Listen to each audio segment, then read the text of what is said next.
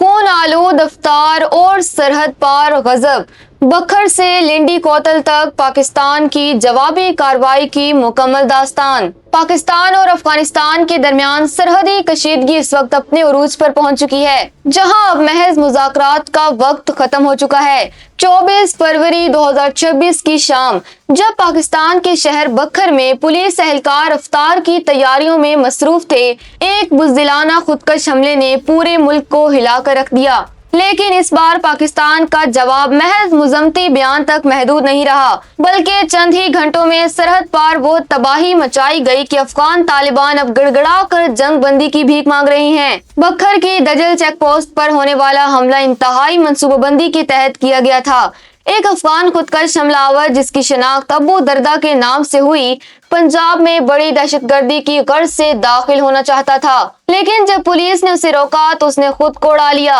اس دھماکے میں کانسٹیبل فہیم عباس اور شہباز مدنی نے جام شہادت نوش کیا، جبکہ 5 دیگر افراد زخمی ہوئے۔ اس حملے کی ذمہ داری فتنہ الخوارج سے وابستہ گروہ انصار الاسلام نے قبول کی، جس کے بعد پاکستان سیکیورٹی فورسز کے صبر کا پیمانہ لبریز ہو گیا۔ پاکستان نے اس حملے کا جواب لنڈی کوتل اور زوب کے سمبازا سیکٹر میں انتہائی ہولناک طریقے سے دیا۔ لنڈی کوتل میں جب افغان طالبان نے پاکستانی چوکیوں پر فائرنگ کی تو پاک فوج نے اینٹی ٹینک گائیڈڈ میزائل کا استعمال کرتے ہوئے افغان پوسٹ کو لمحوں میں مٹی کے ڈھیر میں بدل دیا۔ اس جوابی کارروائی میں 11 سے زائد طالبان ہلاک اور ان کے کئی ٹینک تباہ ہو گئے۔ اسی طرح سمبازا سیکٹر میں ایک بڑے انٹیلیجنس بیسڈ آپریشن کے دوران مزید 18 افغان دہشت گرد جہنم واصل کیے گئے، جن میں سے 3 براہ راست بکھر حملے کے ماسٹر مائنڈز بتائے جاتے ہیں۔ پاکستان کی اس بے رحم اور برق رفتار جوابی کارروائی نے افغان طالبان کی صفوں میں کہرام مچا دیا ہے۔ اطلاعات کے مطابق طالبان اب اندرونی طور پر 2 دھڑوں میں تقسیم ہو چکے ہیں۔ کابل گروپ اب پاکستان سے مزید جنگ مول لینے سے انکاری ہے اور طالبان حکومت نے باضابطہ طور پر پاکستان سے جنگ بندی کی اپیل کی ہے، تاہم پاکستان نے اب تک اس اپیل کا کوئی جواب نہیں دیا